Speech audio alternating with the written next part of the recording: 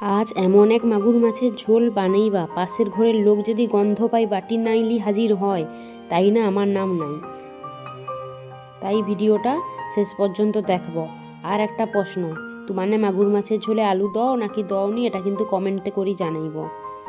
আমি মাছটা দেখো সুন্দর করে প্রথমে ধুই কাটি লিছি। এবারে কড়া গরম করি, সরষার তেল দিয়ে দিছি, দিয়ে দেওয়া হয় পেঁয়াজ কুচি। পেঁয়াজটা সুন্দর সোনালি করি ভাজি লিবা। পেঁয়াজটা সোনালি করি ভাজি করি, দেখো পেঁয়াজটা সোনালি করে ভাজা হয়ে গেছে। এবারে দিয়ে দেওয়া হয় আদা রসুনের পেস্ট।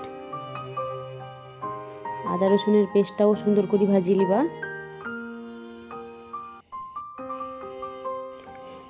আমার ঘরে যেদিন মাগুর মাছের ঝোল হবে সেদিন কিন্তু ভাতের শর্ট হয়ে যায়।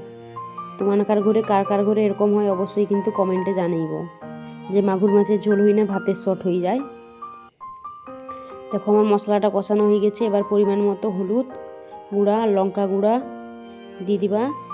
দিয়ে সুন্দর করে মশলাটা আবার কষাই লিবা। পরিমাণ মতো নুন দিয়ে দিছি, দিয়ে আবার মশলাটা কষি লিছি। মশলাটা দেখো সুন্দর করে ফুটে উঠছে। এবারে দিয়ে দিবা একটা টমেটো। তো কে কোনখানে আমার ভিডিও দেখোটা অবশ্যই কমেন্টে জানাইব। টমেটোটা দিয়ে দিছি, টমেটোটা দিয়ে আবার মশলাটা সুন্দর করে কষাই দিবা। টমেটো যতক্ষণ নেই ভাজা হয় মশলাটা কিন্তু সুন্দর করে কষতে হবে। এখানেই আসল ম্যাজিক, মশলা যত ভালো করে কষানো হবে ঝোলের স্বাদ তত বাড়বে। মশলাটা আমার কষানো হয়ে গেছে। দেখো এবারে মাছগুলো আমি দিয়ে দিছি। মাছটা দিই সুন্দর খুন্তির সাহায্যে মিশাইলে মাছটা 2-4 ফেরা লাড়ি করি দিয়ে দিবা হয়তো অল্প পরিমাণে জল দিয়ে করি আমি ঢাকা দিয়ে দিবা মাছটা সিদ্ধ হওয়ার জন্য। মাঝে মধ্যে দেখো ঢাকা খুলে আমি লাড়ি দিইটি। এবারে দিয়ে দিবা হয়তো আলুটা দিয়ে আবার মশলাটা সুন্দর করে ভাজবা। ঢাকা দিয়ে দিই যতক্ষণে আলুটা কষা হয়। আলু মাছ সুন্দর করে সিদ্ধ করলিবা। দেখো আমার সুন্দর জলটাও মরে গেছে আর সুন্দর করে সিদ্ধ হয়ে গেছে আলু আর মাছটা।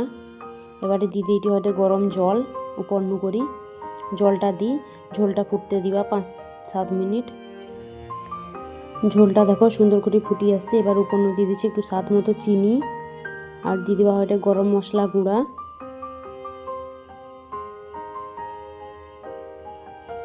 গরম মশলা গুঁড়া দিয়ে করি ঝোলটা আর একটু মিশিয়ে লেইটি গরম মশলা গুঁড়াটা।